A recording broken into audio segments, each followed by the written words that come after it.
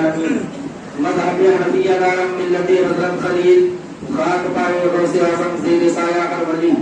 بلغ العلا بکمالہ کشف الدجا بجمالہ لسنت جمیع خصالہ صلوا علیہ وآلہ وہی رب ہے جس نے تجھ کو ہمتن کرم بنایا وہی رب ہے جس نے تجھ کو ہمتن کرم بنایا ہمیں بھیک مانگنے کو تیرا راستہ بتایا تجھے حمد ہے خدایا تجھے حمد ہے خدایا. اور کسی شاعر نے بڑے اچھے انداز میں کہا تھا در خواجہ پہ سوالی کو کھڑا رہنے دو در خواجہ پہ سوالی کو کھڑا رہنے دو سر ندامت پہ جھکا ہے تو جھکا رہنے دو سر ندامت پہ جھکا ہے تو جھکا رہنے دو مجھ کو مل جائے گا صدقہ میں چلا جاؤں گا مجھ کو مل جائے گا صدقہ میں چلا جاؤں گا کاسا یہ دل میرا قدموں میں پڑا رہنے دو کاسا یہ دل میرا قدموں میں پڑا رہنے دو. اور خود ہی فرمائیں گے وہ مجرم پہ رحمت کی نظر خود ہی فرمائیں گے وہ مجرم پہ رحمت کی نظر مجھ کو خواجہ کی عدالت میں کھڑا رہنے دو. اور روز محشر یہ گنہگار کے کام آئیں گے روز محشر یہ گنہگار کے کام آئیں گے وارثی رنگ چڑھا ہے تو چڑھا رہنے دو. عزیزان ملت اسلامیہ اور سیدی امام احمد رضا خان علیہ الرحمہ فرماتے ہیں کہ یہی بولے سدرا والے چمنے جہاں کے تھالے سبھی میں نے چھان ڈالے تیری پائے کا نہ پایا تجھے ایک لائق بنایا تجھے ایک لائق بنایا. آئیے ہم اور مل کر اپنی اور ساری کائنات کے مرکز عقیدت محمد ساتھی پیغمبر اسلام جناب احمد مصطفیٰ محمد مصطفیٰ صلی اللہ علیہ وسلم کی بارگاہ بےکس پناہ میں ایک مرتبہ بلند آواز سے درود پڑھیں.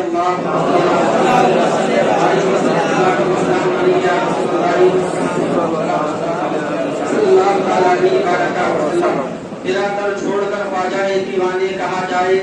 تیرا در چھوڑ کر خواجہ یہ دیوانے کہا جائے ہم اپنا دامن امید پھیلانے کہا جائے. عزیزان ملت اسلامیہ جو مبارک مہینہ ہمارے اور آپ کے درمیان جلوہ فکر ہے ماہ رجب جسے کہا جاتا ہے. اللہ تبارک و تعالیٰ نے جن 4 مہینوں کے نام جو ہے 4 ماہ کے حرمات کو اللہ نے بیان فرمایا ہے قرآن پاک میں ان 4 مہینوں میں ایک مہینہ رجب المرجب کا بھی آتا ہے. آقا علیہ الصلوۃ والسلام ارشاد فرماتے ہیں کہ رجب اللہ تبارک و تعالیٰ کا مہینہ ہے اور شعبان میرا مہینہ ہے اور رمضان میری امتیوں کا مہینہ ہے. اللہ کے رسول صلی اللہ علیہ وسلم نے ارشاد فرمایا رجب اللہ کا مہینہ ہے.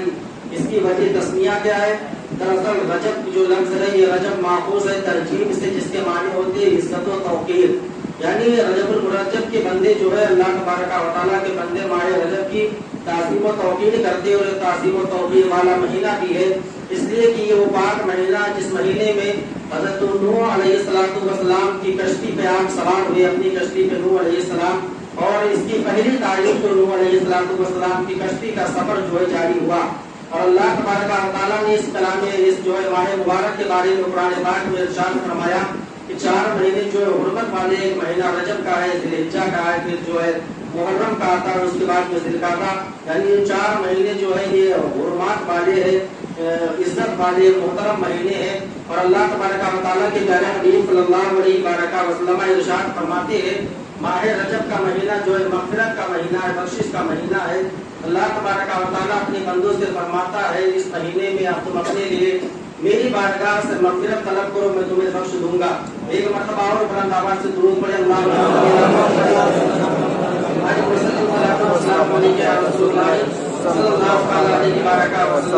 اور ماہ رجب المرجب شریف کی ایک فضیلت اور بھی ہے کہ اسی ماہ مبارک میں بہت ساری اولیاء اعظام کی جو عروس اور جو اعراض کی محفلیں منعقد کی جاتی ہے. ان کا مثال بھی اسی ماہ مبارک میں ہوا. اس کا ایک نام آتا ہے خواجہ ہند حضرت خواجہ معین الدین حسن چشتی علیہ الرحمہ کی جو خواجہ غریب نواز کے نام سے مشہور ان کا نام آتا ہے. اسی ماہ رجب کے جو ہے 6 تاریخ کو جو ہے آپ کا وصال ہوا آپ کی ولادت ہوئی اور ولادت ہونے کے بعد میں حضرت خواجہ غریب نواز علیہ الرحمہ نے اسی ماہ مبارک کی جو ہے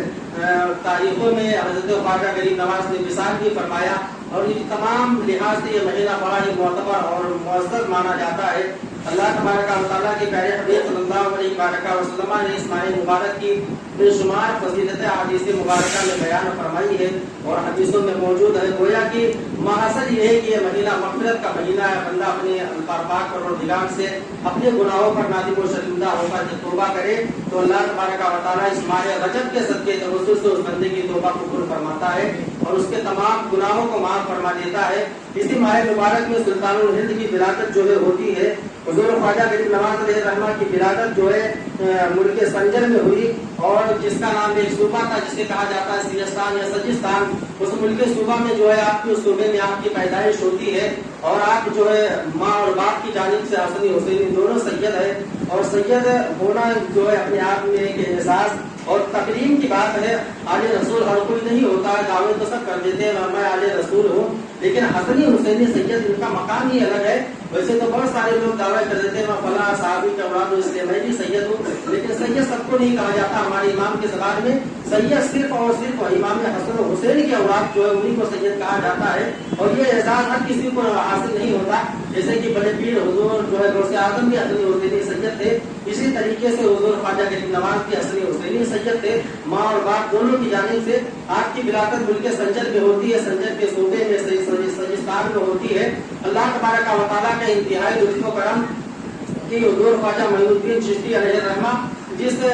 ریاست میں جس صوبے میں آپ کا جنم ہوتا ہے، آپ کی پیدائش ہوتی ہے، اور جس بستی میں آپ کی پیدائش ہوتی ہے، اس بستی کے سارے لوگ نمازی تو تھے ہی، مگر راتوں کو تہجد گزار تھے، یعنی راتوں کو اٹھ کر کے اور تہجد کی نماز بھی پڑھا کرتے تھے۔ اس بستی میں اللہ تبارک و تعالیٰ نے اپنے ولی کو پیدا فرمایا اور اپنے ایک ولی کو ظاہر فرمایا۔ اللہ تبارک و تعالیٰ کے پیارے حبیب صلی اللہ علیہ وسلم کے امتی کا ایک امت کا جو ہے ایک ولی پیدا فرمایا اللہ تبارک و تعالیٰ نے ملک سجستان سنجر کے اندر۔ حضور خواجہ معین الدین چشتی علیہ الرحمہ جس گاؤں میں رہا کرتے تھے، اس گاؤں کے سارے لوگ جو ہے تہجد گزار تھے، یعنی شریعت و طریقت کے پابند تھے۔ ایک دن ایسا ہوتا ہے کہ سارے جو ہے ماحول محلے کے اندر اور ساری بستی کے اندر وقت سے پہلے روشنی پھیل جاتی ہے، تمام بستی والے بیدار ہوتے ہیں، اور ہونے کے بعد میں اپنے آپس میں باتیں کرتے ہیں، یہ بتاؤ لگتا ہے آج ہماری تہجد کی نماز قضا ہو گئی ہے، چھوٹ گئی ہے، ہم تو ساری زندگی تہجد کی نماز پڑھتے رہے، مگر لگتا ہے آج ہماری تہجد کی نماز جو ہے چھوٹ گئی ہے۔ لوگوں نے کہا ایسا کیوں؟ کہا کیا تمہیں نظر نہیں آتا جو روشنی جو پھیل رہی ہے اس سے پتہ چلتا ہے شاید کہ سورج نمودار ہو چکا ہے، ہماری فجر کی نماز بھی چلی گئی ہے اور ہماری تہجد کی نماز بھی چلی گئی ہے۔ اتنے میں سارے لوگ جہاں سے روشنی آ رہی تھی اس روشنی کی جانب اکٹھا ہو کر بڑھتے ہیں، بڑھتے بڑھتے کیا دیکھتے ہیں، وہ روشنی جو نکل رہی تھی وہ حضور سید غیاث الدین کے گھر سے نکل رہی تھی۔ جب لوگ حضور سید غیاث الدین کے گھر پہ پہنچے، حضور سید غیاث الدین خواجہ اجمیری کے والد گرامی ہے، ان کے جب گھر کے قریب میں جاتے ہیں لوگوں نے کیا دیکھا کہ وہ روشنی جو ہے سید غیاث الدین کے گھر سے نکل کر اور آسمانوں میں جا رہی ہے، آسمانوں سے ساری بستی کو منور کر رہی ہے۔ تمام لوگ جاتے ہیں اور جانے کے بعد میں دروازے پر بیٹھ جاتے ہیں اور نظارہ دیکھنے لگتے ہیں آخر ماجرا کیا ہے، آج روشنی کیوں نکل رہی ہے۔ جب تمام لوگوں نے تعجب سے سوال کیا، اتفاق سے جو دائی تھی وہ حضور سید غیاث الدین کے گھر سے باہر نکلتی ہے، اور نکلنے کے بعد میں لوگوں سے پوچھا اے تہجد گزارو یہ بتاؤ آج تم صبح صبح جو ہے یہاں پہ کیوں بیٹھے ہو، آج یہاں پہ بیٹھنے کی وجہ کیا ہے، تم تو تہجد گزار ہو، نماز و شریعت کے پابند ہو۔ لوگوں نے کہا تھا دائی مجھے پتا نہیں ہے، آج ہماری تہجد کی نماز چھوٹ گئی ہے، آج ہمارے فجر کی نماز بھی چلی گئی ہے۔ دائی نے کہا ایسا کیوں؟ کہا یہ روشنی نظر نہیں آ رہی ہے۔ دائی نے کہا تھا لوگوں یہ روشنی سورج کی وجہ سے نظر نہیں آ رہی ہے، بلکہ آج غیاث الدین کے گھر میں اللہ کا ولی معین الدین تشریف لے آیا ہے، معین الدین پیدا ہو چکا ہے۔ عزیزان ملت اسلامیہ، حضور غریب نواز جب پیدا ہوتے ہیں ساری بستی میں اجالا پھیل جاتا ہے، اور کیوں نہ پھیلا ہو، حضور خواجہ غریب نواز کی ذات ایسی ہے آپ نے ظلمتوں کو جو ہے وہ اجالوں میں تبدیل کر دیا، کفرستان کو آپ نے اسلامستان بنا دیا، آپ نے 90 لاکھ لوگوں کو اپنے ہاتھوں پہ مسلمان کر دیا، اور آج انڈیا کے اندر بر صغیر کے اندر جو مسلمان موجود ہے جو حضور خواجہ غریب نواز کی دین ہے، اور حضور خواجہ غریب نواز نے اپنے سینے میں مصطفیٰ کا کردار لے کر لوگوں کو قرآن کا پیغام دیا، پھر لوگ دھڑا دھڑ جماعت در جماعت اسلام میں داخل ہونا چالو ہو گئے۔ عزیزان ملت اسلامیہ، حضور خواجہ غریب نواز کی عمر شریف بڑھتی ہے جب آپ کی عمر شریف 13 برس کی ہوتی ہے آپ کے والد گرامی کا انتقال ہو جاتا ہے اور آپ کی وراثت میں جو ہے ایک باغ اور ایک پنچکی آتا ہے اور وہ باغ اور پنچکی لے کر کے آپ اپنا گزر بسر کرتے ہیں 1.5 سال کے بعد میں آپ کی والدہ کا بھی وصال ہو جاتا ہے اب خواجہ غریب نواز یتیم ہو جاتے ہیں اور یہ قانون قدرت ہے اللہ جسے نوازنا چاہتا ہے اسے بلندی عطا فرماتا ہے اسے شروع سے ہی وہ اس منزل میں سانچے میں ڈالتا ہے تاکہ وہ بندہ منازل کو طے کر کے میرے تو مشقت برداشت کر کے اور اللہ تبارک و تعالیٰ کا قرب حاصل کر لے جب دونوں والد اور والدہ کا انتقال ہو جاتا ہے حضور خواجہ غریب نواز جو ہے ان کے وراثت میں باغیچہ آتا ہے آنے کے بعد میں اسی سے اپنا گزر بسر کرتے ہیں ایک دن باغیچے میں آپ جاتے ہیں اور کیا دیکھتے ہیں میرا باغیچہ صاف و شفاف نظر آ رہا ہے اس میں جھاڑو لگی ہوئی ملتی ہے خواجہ معین الدین قرآن کی تلاوت کرتے ہیں آپ کے والد گرامی فرماتے ہیں میں جب معین الدین کو باغ میں لے کے جاتا تھا معین الدین قرآن پاک پڑھا کرتے تھے اور میرا باغیچہ جو ہے صاف ہو جایا کرتا تھا عزیزان ملت اسلامیہ خواجہ غریب نواز جب باغیچے میں پہنچتے ہیں آپ نے دیکھا میرا باغیچہ سارا جو ہے صاف اور شفاف نظر آتا ہے آپ نے ایک دن دیکھا 2 دن دیکھا ایک دن آپ کے دل میں یہ خیال آتا ہے آخر میرا باغیچہ صاف کون کرتا ہے اس کی صفائی کون کرتا ہے خواجہ معین الدین کے دل میں خیال آیا آپ نے کہا کل میں پوچھوں گا میرا باغیچہ کون خالی کرتا ہے صاف صفائی کون کرتا ہے عزیزان ملت اسلامیہ جب معین الدین جو ہے دوسرے دن اپنے باغیچے میں تشریف لے گئے تمام باغیچے جو ہے ایک تیز ہوا کا جھونکا چلتا ہے تمام کچڑے ایک سائڈ میں اکٹھا ہوتے ہیں معین الدین نے کہا اے مخلوق یہ بتا میرا باغیچہ کیوں صاف کر رہی ہے اور تو ہے کون کوئی آواز نہیں آتا ہے پھر خواجہ غریب نواز فرماتے ہیں یار کا پردہ یار سے نہیں ہوتا ہے اگر تم میرے دوست ہو تو آؤ میرے سامنے آ جاؤ اتنے میں 6 جنات بیدار ہوتے ہیں اور ہونے کے بعد میں عرض کرتے ہیں اے معین الدین حسن آپ جو یہاں پر آتے تھے قرآن پڑھا کرتے تھے آپ کے ذریعے سے ہم قرآن سنتے تھے اور قرآن کی تلاوت کیا کرتے تھے اے معین الدین تم قرآن پڑھتے چلے جاتے تھے ہم قرآن یاد کرتے چلے جاتے تھے اے معین الدین یعنی کہ تمہارے ذریعے سے